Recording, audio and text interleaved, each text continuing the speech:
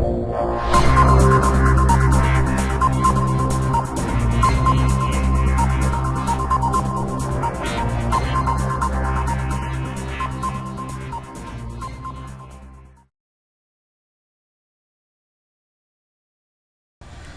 one and all, and welcome to PLR Powerhouse.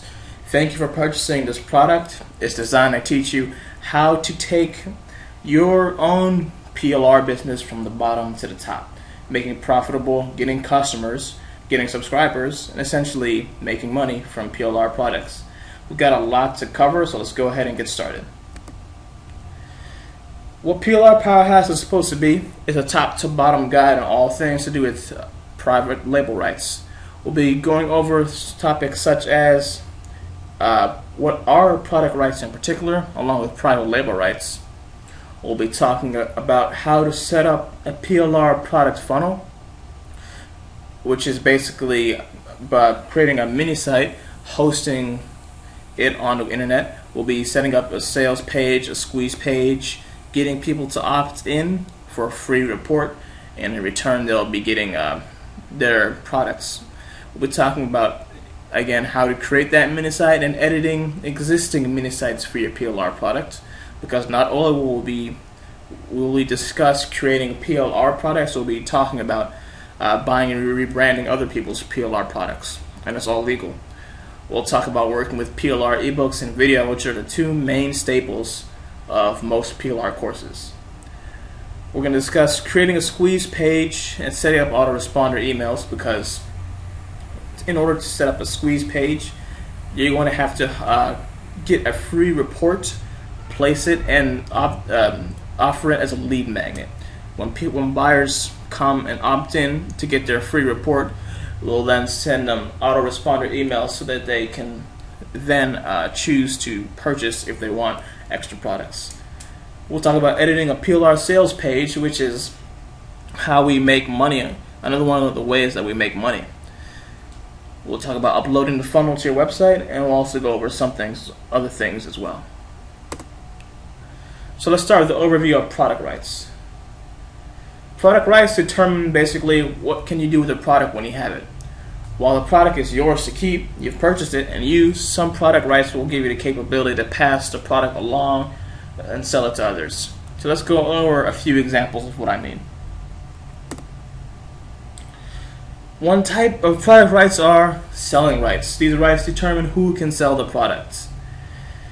For example, what resale rights are: you can sell the product to your customers and keep the profits at price X. Here's an analogy. If I create a gardening guide called a Gardening Guide 2012 and price the product at $9.95, I then turn around and sell you that guide with resale rights, which means you purchase it from me at $9.95, and then you can turn around and sell it in your store.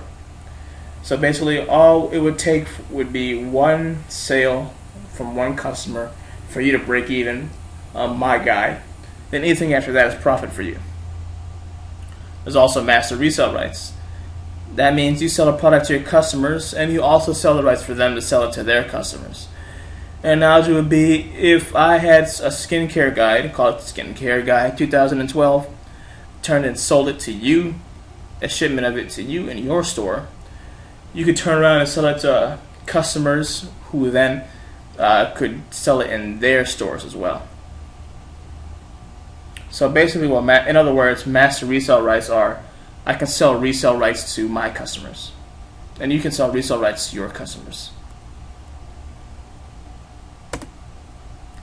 Next are private label rights.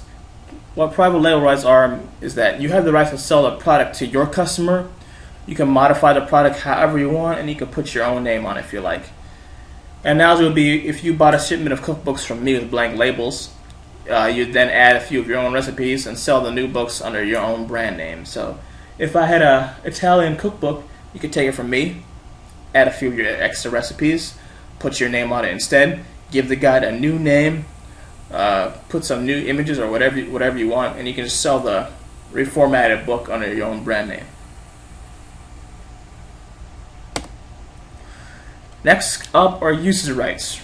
Usage rights define how you can use a product when it's in your possession. Non-transferable usage rights mean you cannot transfer whatever rights you receive with the product to your customers. That means if you bought a guide with non-transferable private label rights, your customers do not receive those same private label rights. The buck stops with you. Next up are personal usage rights. Personal usage rights means you can use a product but you can't sell it. It's just yours to keep, and that's that. Unrestricted rights. You can do whatever you want with the product. You can just sell it, give it away, use it as a bonus for others. Pretty much the sky's the limit. Whatever you want, you can do.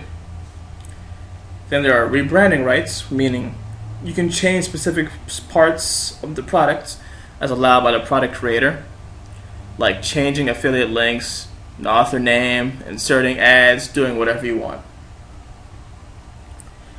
Giveaway rights are that you can give the product to whoever you want as long as it's for free. Usually, if a product has giveaway rights, that means you're not allowed to sell it. It's basically unethical. You should just pass it along for free. So now going back over PLR a bit, PLR stands for private label rights. When you purchase a product that has PLR, it means that you've bought the rights to rebrand that content under your own name and your own brand. It's yours to keep, and that's that. And that means afterwards you then have the ability to sell it, give it away, distribute it, modify it, whatever you want. It's like you're the original author of the course. You can take credit for that course. It's yours. It's basically, and that's just final. It's as if I sold a guide to you with PLR, by selling it, it's as if I was never the author anymore. The buyer can't take all the credit for it. So some people will ask, why buy PLR? Why is it so useful? Well, you can pretty much, again, do whatever you like with it. You can create a video to place on YouTube using that information. You can use the content, create a series of blog posts to put on your blog so that your subscribers and your readers will come through and see that you have some fresh new content. And all you have to do is just purchase it. You can create a picture or a graphic using information from the video or the guide, and all you got to do is just it's yours to keep. All you have to do again is just buy the product and it's yours. You can educate yourself on a new topic with the information inside, or you can give the product away in all its entirety as an incentive for your mailing list. People like to get free stuff, and if you just offer a free course like that, a lot of people will be happy you did. And of course, there are more things you can do with it on top of that. You can break up the tips inside to place into your email autoresponder. You can distribute it to article directories to get backlinks. You can edit the guide to make it into a book. You can sell it as a Kindle book on Amazon, which is a great way to make money as well. And you can change the affiliate links to the guide and distribute it. And there are even more things you can do on top of that. So what do you usually get with private label rights products? Well, that depends on the seller, really. It varies from seller to seller. Each person will offer something different most of the time. But what you will usually get are different formats of documents and files, like ebooks, articles, videos, graphics, templates, of lots of different stuff.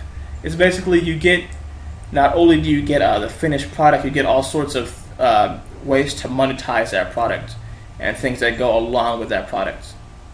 Sometimes you'll get the source documents, as in literally the Word file and the open office files and text files of the ebooks themselves. So you can just literally launch in there, write it up differently, put your own name in, and then create a new ebook.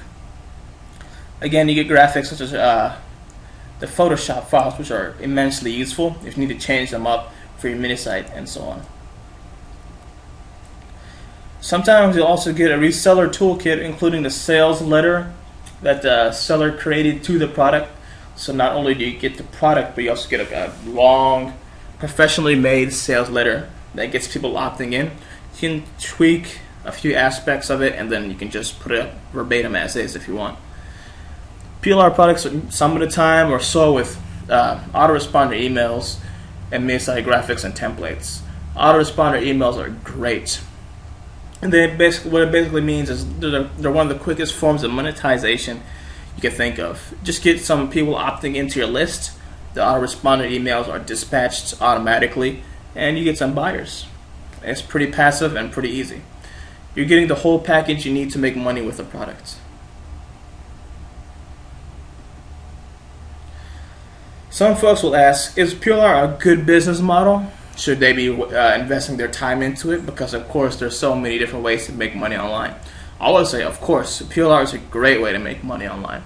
So people like to claim, oh, PLR is old news, it's finished. That couldn't be further from the truth.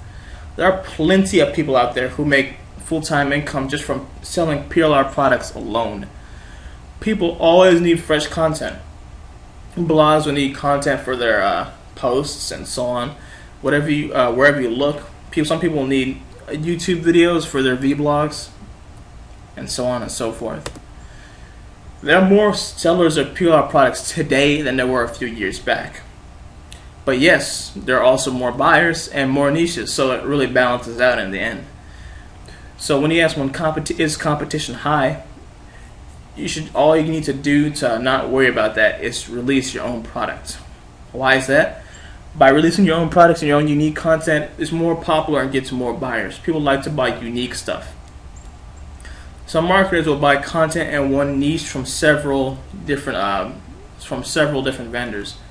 Fresh content is always at a premium. An alternative that you can do is rebrand other people's old products as well, because that helps a lot with speed.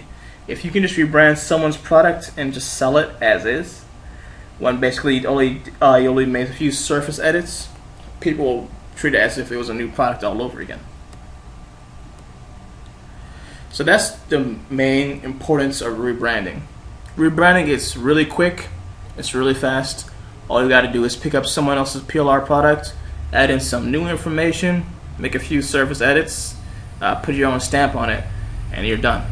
It's better to create your own PLR product than it is to sell another person's verbatim. People are more excited for original stuff. You can't, if you create your own original course, people always want to buy it just to see what's new. As well, competition is lower. It's a lot easier to sell unique product X than it is to sell something that has already been on the market for a few months. Competition, again, it's lower. If less people are selling your product, you can sell a lot more of yours.